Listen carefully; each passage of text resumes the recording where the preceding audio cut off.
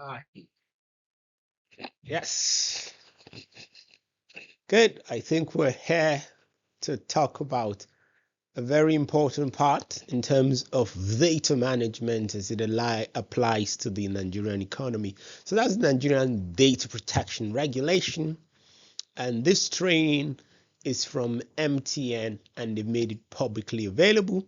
So I think it's a very good training for you guys to do. I'm going to walk you through it. Yes. Okay, so let's get started. So in terms of the very first thing is data is a process which involves the safe data protection, safe and lawful processing, which means collection, retention, transmission, and use of personal data of individuals. So don't forget, we will be interacting with individuals in terms of this business, customers, colleagues, or the professionals in the private and public sector.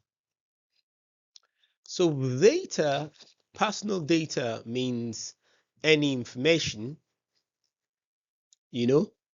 relating to an individual or identifiable, is related to an, so it's any information relating to an unidentified or an identifiable individual. So that person is called a data subject. So that's the what personal data means. So let's come to understand further. Now, when you say something is so sensitive, personal data are personal data revealing things like race, or ethnic origin, or political opinion, or religious or philosophical beliefs. Trade union membership, data concerning health or sex life, genetic data or biometric data. So these are very sensitive personal data, and the way you process them, it's also very, very unique. So let's talk about 5 key business, disruptors in the telecommunication sector. However, this applies to telecommunication sector, but you can look at it in the agtech sector. The regulation is important, social media is important, customer demand and preferences, globalization, personal data and technology. All of this in the agtech business is also important because we can export and import things in terms of to support and promote our business. Let's look at personal data protection laws across the globe. And if you look at Europe, and then you look at Africa, you look at Asia, and you look at the America. So in terms of Europe, you quickly see that Europe seems to have robust data protection. In terms of Africa, it's still in its infancy. In terms of Asia, it's strong but fragmented. In terms of the America, it is very strong but vertically focused federal privacy laws. So these are some of the things to be aware of, just to give you the global context as well. Now, GDPR 1-year anniversary. Of course, we know, the GDPR in a year. So you could see, for instance, what has changed. States that have been fined, Uber, British Authority versus British Airways. You have the CPFB states versus Equifax, and you have FTC versus Facebook. It keeps getting bigger and bigger. You can see the fines just in a year. So it tells you how important understanding data is. So Data Protection Regulation 2019, what are the objectives in terms of the Nigerian context? So data privacy and protection. It improves business environment. It secures exchange of data, and it creates sustainable jobs. If people's data are in trouble, their trust in the business is going to dwindle, and their willingness to interact with that business is going to lead to their unwillingness to interact with your business is going to lead to poor growth, poor progress, poor income flow, and everything that comes with it. Yeah. Now, the reason why the NDPR was to safeguard the rights of individual, the natural persons to data privacy, to foster safe conduct for transactions involving the exchange of personal data, to prevent manipulation of personal data, and to ensure that the Nigerian businesses and international trade through this is safe guarded. Now, what have we seen so far? If you look at the detailed scope of the NDPR, you can go into it in details, but however, the scope is it's all Nigerian residents, all Nigerians across the world, and it also involves public and private sectors, and of course, all persons.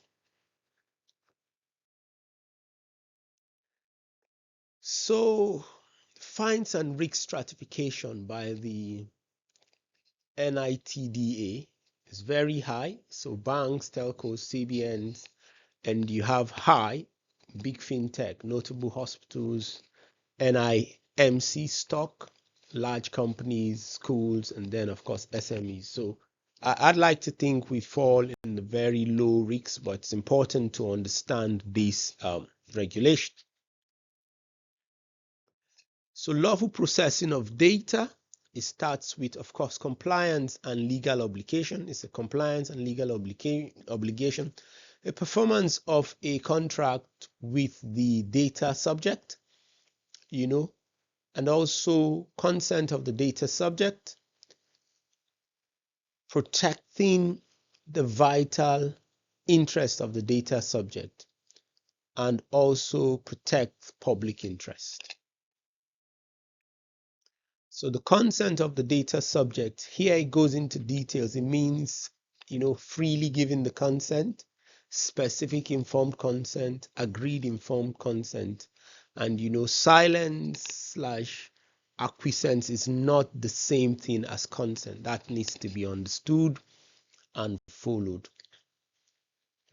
So conditions of a valid consent will be freely given, specific, domesticated, and informed, and all of the other parts of it. Before I write my name on the board, I will need to know how you are planning to use the data. So you can see. So what are the rights of the subject? Rights of access, right of rectification, right to be forgotten, right to restrict processing. And under this, you can see that each of the detail has been given, and right of data portability and right to object to processing. So there's right to communicable erasure, right to be informed about all rights, right to information relating to processing of the data, and also right to be informed about the reasons of delay or non-provision of information. These records, again, interesting humor here. These records are inaccurate, out of date, and misleading. Don't you have a privacy and information code yet?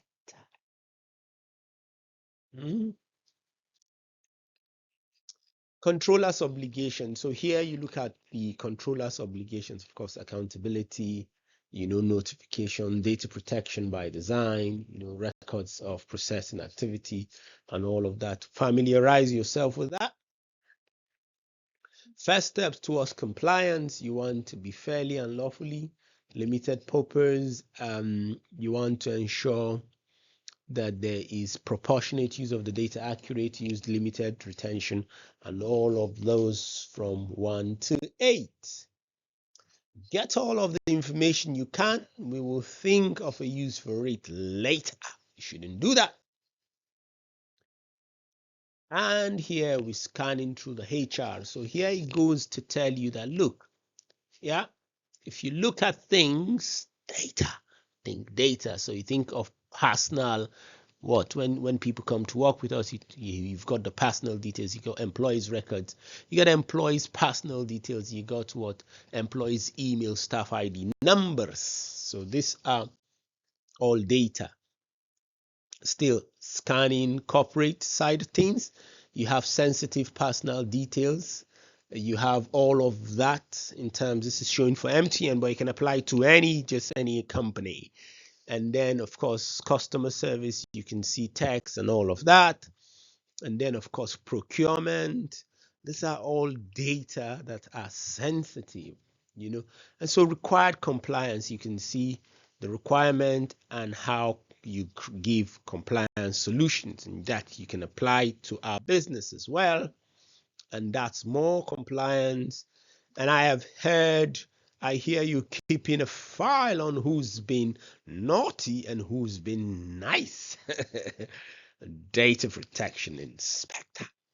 Okay, any questions? Don't forget to, write that you've completed the training, like the video, and of course, subscribe to the channel. Thank you for watching. Data.